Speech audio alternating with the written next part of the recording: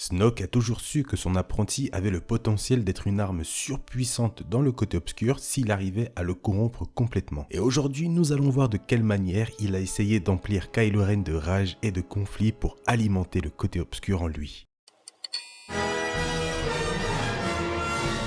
Cette histoire canon, je le précise, est tirée du tout premier one-shot concernant le personnage de Snoke. Donc il y aura du spoil bien sûr. Je tiens aussi à dire que ce Star Info ne va pas non plus durer très longtemps puisque c'est un one-shot. Et les one-shots, c'est 25 pages environ. Voilà, commençons. Nous sommes bien avant l'épisode 7, on ne sait pas quand exactement. Nous sommes plus exactement dans le système Rarlek, lieu d'entraînement de Snoke et Kylo Ren. Et c'est très important de nommer les deux personnages, puisque contrairement à Dark Sidious avec ses trois apprentis, Snoke enseigne directement sur le terrain avec son apprenti. Alors que par exemple, Sidious, lui, était toujours en retrait physiquement et ses entraînements étaient souvent sous forme de missions réelles ou scénarisées par lui-même. Par exemple, Vador, lors d'une mission, est attaqué par un assassin qui tente de le tuer. On pourrait apprendre finalement que cet assassin avait été engagé par Dark Sidious pour tuer Vador, histoire que ce dernier reste toujours sur ses gardes. Et finalement, ça s'est avéré très efficace pour ses trois apprentis. C'est ça qui est bien avec Dark Sidious aussi. Bref, finalement, là, c'est directement Snoke qui entraîne son apprenti dans le système Rarlek, comme je l'ai dit précédemment, où Snoke forme Kylo Ren en premier lieu sur les émotions. Et pour cela, il va suspendre Kylo Ren au-dessus du vide à l'aide de la force pour voir si son apprenti sait maîtriser sa peur, notamment celle de mourir. Il avoue à son maître ne pas avoir peur, mais Snoke bien sûr sent la peur en Kylo Ren, mais aussi la confusion du garçon et les doutes qu'il peut avoir sur la situation de se sentir impuissant. Et là Snoke dit quelque chose d'essentiel sur cette peur et cette impuissance, qu'elle est importante, puisque c'est grâce à ça qu'un homme se tourne vers la colère et l'obscurité aveuglement. Mais attention, il n'y a que les êtres puissants qui peuvent maîtriser leur colère pour s'en servir comme une arme et frapper. On frappe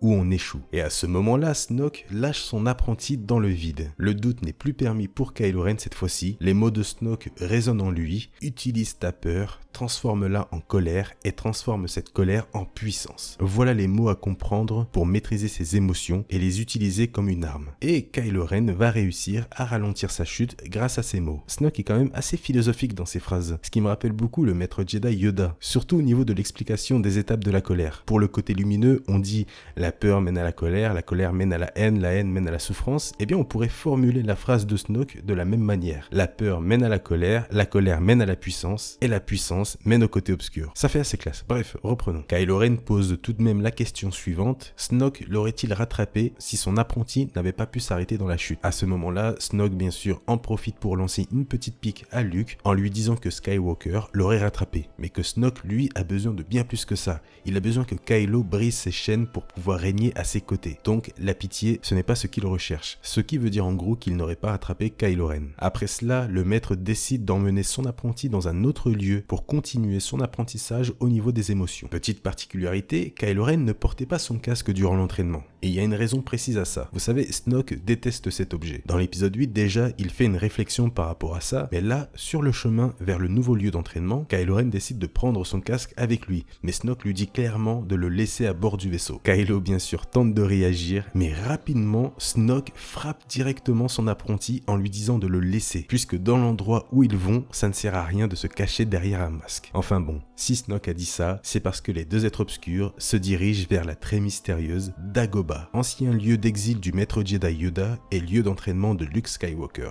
Et ce n'est pas pour rien que Snoke l'a amené ici. Une fois sur la planète, Snoke fait l'éloge de Luke Skywalker sur son apprentissage et ses compétences, ce qui surprend un peu Kylo Ren, qu'il demande quand même à son maître pourquoi parler ainsi de Luke. Eh bien c'est très simple, puisque pour Snoke, Luke a gagné son respect, mais il éprouve aussi de la peur. Ce qui est surprenant venant de Snoke. Il avoue même que si Luke était à la place de Kylo Ren, Snoke aurait atteint ses plans de conquête galactique depuis longtemps. Mais bon, on savait depuis un moment que Snoke respectait Luke et qu'il avait une crainte envers lui, notamment sur la création d'un nouvel ordre Jedi. Bref, finalement, le maître et l'apprenti arrivent au lieu d'entraînement, un lieu où de nombreuses choses se sont passées. La célèbre, mais très peu utilisée, grotte du mal, là où toute l'énergie obscure de la planète se focalise. Si Snoke a amené Kylo Ren ici, c'est pour une raison précise, vaincre ses peurs et montrer qu'il est capable d'avancer avec Snoke dans le côté obscur. Souvenez-vous, la peur se transforme en colère, puis en puissance, et c'est ce que veut Snoke. Kylo Ren pénètre finalement dans cette grotte pour y découvrir ses peurs et voit devant ses yeux celui qu'il déteste énormément son oncle Luke Skywalker. Kylo Ren ne perd pas de temps et un combat débute entre lui et l'illusion de son oncle. Le jeune apprenti retient ce qu'il a appris et réussit à transformer cette peur en colère et cette colère en puissance pour combattre l'illusion de son oncle et finit par frapper et vaincre l'illusion de sa peur. Il avait réussi son épreuve.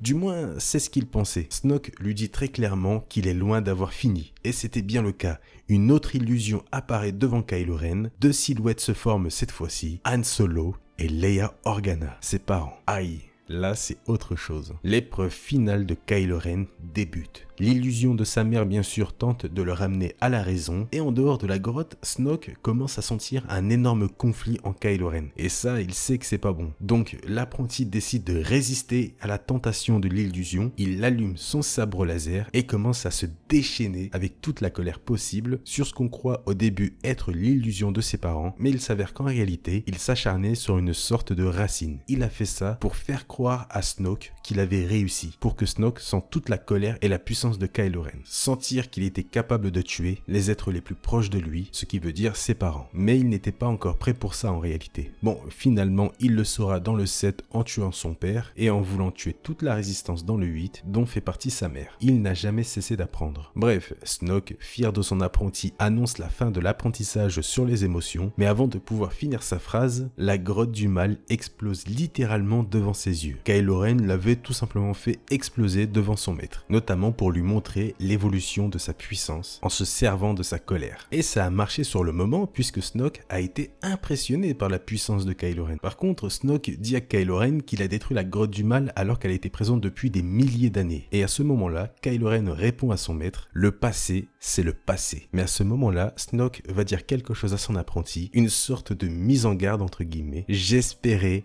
emmener d'autres apprentis. Aïe, on comprend tout de suite le sens de cette phrase. C'est un message de sa part en gros pour dire à Kylo Ren s'il échoue, Snoke pourrait le remplacer par quelqu'un d'autre. Ce à quoi répond Kylo Ren, vous n'aurez pas besoin d'un autre apprenti. Fin du one shot et de ce Star Info. J'espère vraiment que vous l'avez apprécié. C'était vachement cool de voir que Snoke entraîne directement son apprenti sur le terrain. Surtout qu'on apprend des petites choses assez intéressantes, notamment sur les peurs de Kylo Ren. On peut aussi voir finalement que la grotte du mal est détruite. Ce qui veut dire que dans le teaser de l'épisode 9, la fameuse illusion de Dark Rey, eh bien ça ne se passe pas dans la grotte du mal. C'était une théorie qui ressortait énormément. Et bien grâce à ce comics, la théorie tombe à l'eau. Sur ce les amis, j'espère que ce Star Info vous a plu. Si c'est le cas comme d'habitude, le petit pouce bleu, ça m'aide énormément et c'est gratuit pour vous, n'oubliez pas ça. Le petit commentaire pour me dire ce que vous avez pensé de cette histoire et de ce Star Info.